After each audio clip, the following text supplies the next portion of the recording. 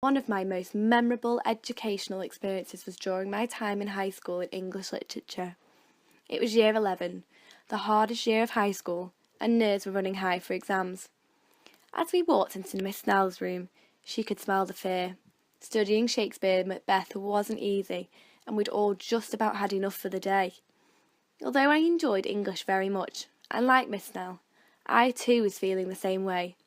She began by asking us to choose an extract from the book that we found most challenging and to start reading. Once we had chosen the extract, we had to get into groups and practice. Giving us the chance to work in groups was a nice break from the usual written lessons. In addition, it made me feel more enthusiastic towards the lesson. We stood up in front of the class and performed the parts we found most difficult. Some were funny, some were actually very good, but overall the experience actually let us hear the play in a conversation rather than a book.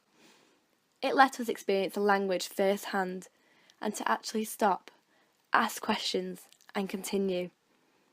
This was a co-construction approach to learning, where the focus of the lesson shifted from the individual working alone to working in small groups, which allowed us to build and share our knowledge. Like Cohen studies, that showed in the lesson she recorded, where the teacher was dominant in the classroom, that the students felt they could not freely express themselves compared to in a lesson that was student-led.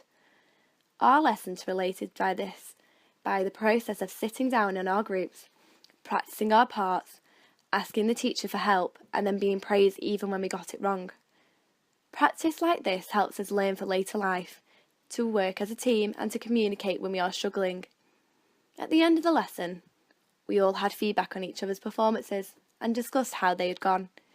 Although the teacher sat back in this lesson, she was present for help and support, and I felt she was happy for us to laugh and have fun as long as we were doing the set task. A lot of this was student-led, by the way we performed, what we performed, and being able to move around and laugh for an hour built up our confidence for the exam. Robin Alexander's theory of dialogic teaching is a theory whereby talk is key to learning and education.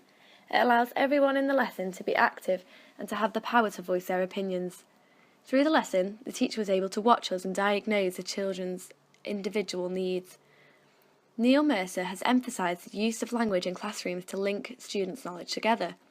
He believes children should talk more in the classroom to share knowledge, which helps their communication levels and understanding to a deeper level.